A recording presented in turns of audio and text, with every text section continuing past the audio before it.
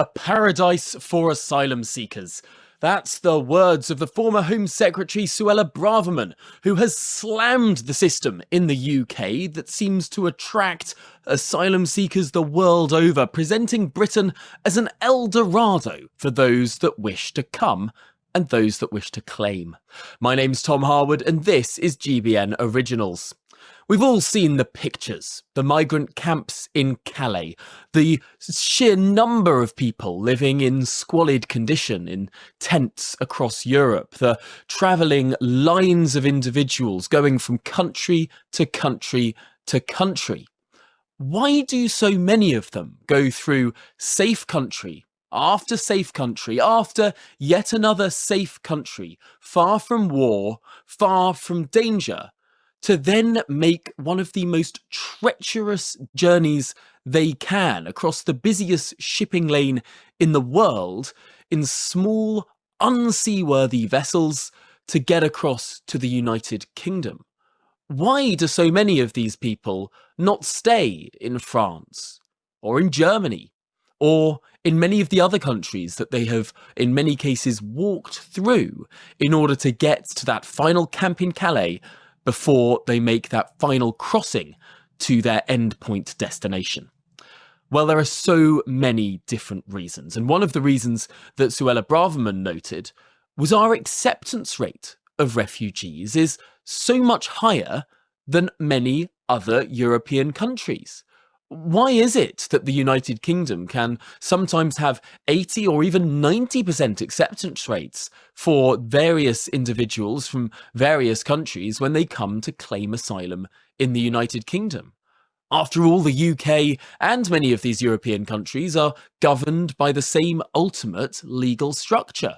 We're all party to the 1951 UN Convention on Refugees. We're all governed by the ECHR in this part of the world as well.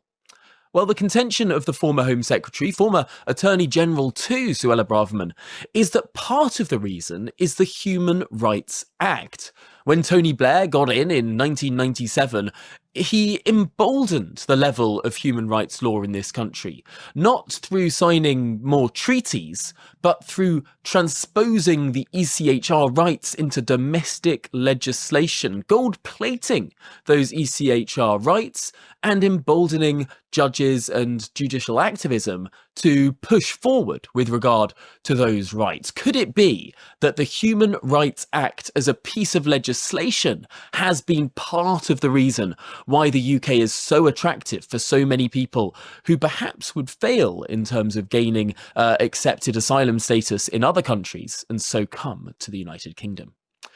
There is another claim, however, from people that are more on the Blairite side of the argument. For many years, for decades, Tony Blair has argued to introduce ID cards, as many European countries have. The Tony Blair Institute has put multiple papers out on this, and there are many people who suggest that ID cards, as was being planned under the last Labour government, would be a way to stop so many people coming and working in the black economy in the United Kingdom. It's argued that a pull factor is that asylum seekers, refugees, illegal migrants can come to the United Kingdom and work without having to prove who they are, because there isn't this same level of ID check that you would find in a country like France that has ID cards. So you have to show your ID card if you want to work. Of course, the other side of that argument is you do have to prove so many different documents if you want to work. And also, we see a scandal in some companies. It's been noted that some Deliveroo drivers, well, they are legitimate workers in this country with the right to work, but they simply swap out their roles for other people, for illegal migrants who pretend to be the people with the license and go off and do the work instead. The person with the license takes a siphon of that pay, and you see how that enables this dark and grey and even black economy. So the question there, would ID cards actually prevent anything at all? Is the problem not that these illegal migrants are in the country and living here anyway? Of course, one of the biggest draws, surely, is the room and board that the United Kingdom provides so many of these individuals. If you've gone from living in a tent on the north coast of France, wouldn't you trade that for a comfy hotel in a charming British town or city? Of course you would. Of course you'd take a free hotel over a thin and wispy tent in the north of France. This isn't about safety. This isn't necessarily about all of those claims that are being made. This is instead, to a large degree, I'm sure for some people, simply about the quality of accommodation they're offered off the back of taxpayer money. Because, of course, we spend millions of pounds every single day, billions of pounds every single year, putting up tens of thousands of illegal migrants in hotels as they await their claims. And that brings us on to the next point of contention. That the legal system in the United Kingdom is so gunged up that it takes so long to assess whether or not an illegal migrant is a legitimate refugee or someone who should and rightly be deported. Because that takes so long, people can live in hotels or supported accommodation for such a long time. They can then put down roots in this country that grant them rights under the ECHR. What do I mean by that? Well, they could start relationships, even get married, have long-term partners, have children. Once that happens, suddenly these individuals have a right to a family life, and that can keep them in the country. Could a faster legal system, could fast-tracked decisions actually be a push-away factor? Is the sclerosis in our legal system one of those pull factors that is drawing people to the UK because they know as long as the decision is not reached, as long as there is an appeal and then another appeal and then perhaps another appeal, as long as these people are sitting in a legal limbo status for year after year in some cases, well then they might as well have been accepted anyway. The sclerosis in our legal system, clearly a pull factor too. But then there are some issues that the United Kingdom simply can't control. The UK, of course, ran the widest empire the world has ever seen. The language of this country, the language forged in these parts of the world over thousands of years, is now the lingua franca of the world. For many refugees coming from various countries all over the face of the world, the United Kingdom is one of the places they want to come simply because they can speak the language.